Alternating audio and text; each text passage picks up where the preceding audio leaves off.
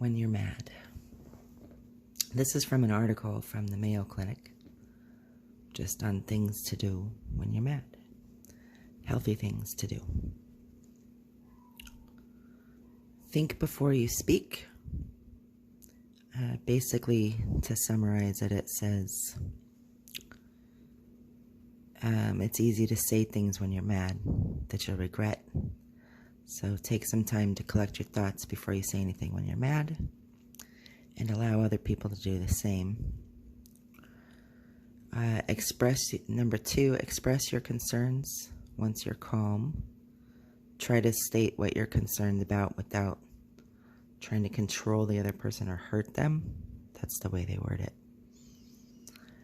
Get some exercise, number 3. I like this one.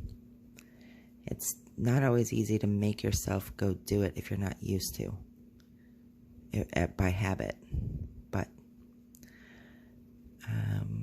go for a brisk walk or run, it says, when you're mad. Number 4, take a time out, which is pretty self-explanatory, I think. Give yourself a time out. It says in the article, if there's stressful times during your day that you know are stressful times, probably like work schedule-wise, take a few minutes during those stressful times on purpose during the day, because you know they're coming. 5, identify possible solutions. I like this one too. So instead of focusing on what makes you mad in the first place, work on resolving the issues at hand. So they have a couple, kind of basic examples for this in the article. Like if your partner's late every night for dinner, then agree to eat on your own a few times a week, or just schedule your meals for later in the evening. Instead of, sitting around fuming about it, just change your schedule up and do what you can do. But I like that one. Identify possible solutions. Because if you sit down with a list and what your issue is that makes you mad, and you start writing out possible solutions and roads to get to that solution, that makes a big difference in how you feel when you're mad. For me anyways, I like that one. Number 6, stick with I statements.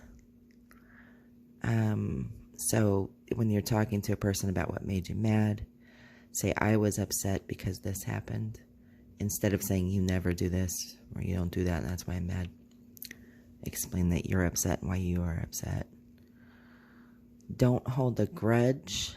This one is probably really important and maybe hard to do because anger is a secondary emotion to being hurt.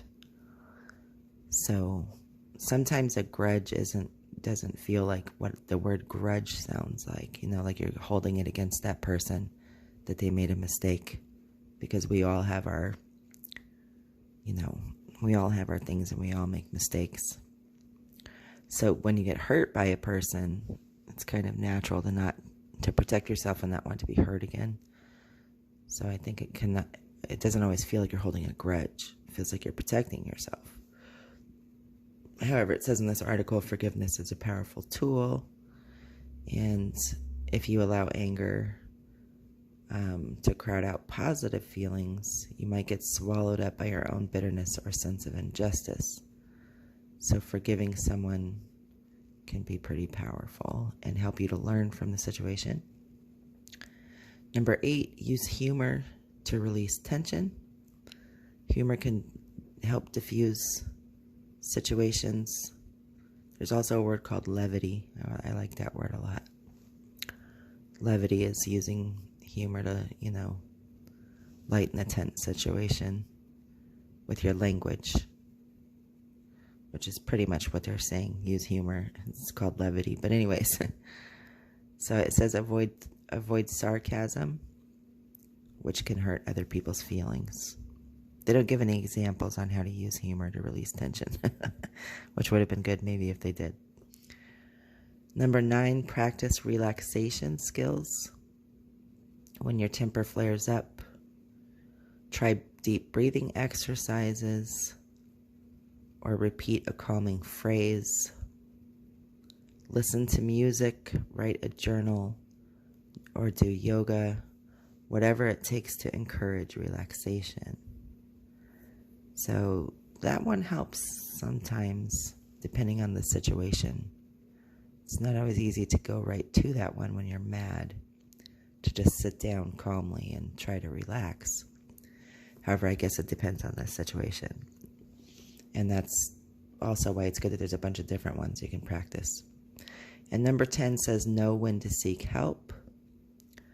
Learning to control anger can be a challenge sometimes, but if your anger seems out of control or causes you to do things that you regret or hurts those around you, seek some help. So that is the 10 suggestions for dealing with anger from the Mayo Clinic.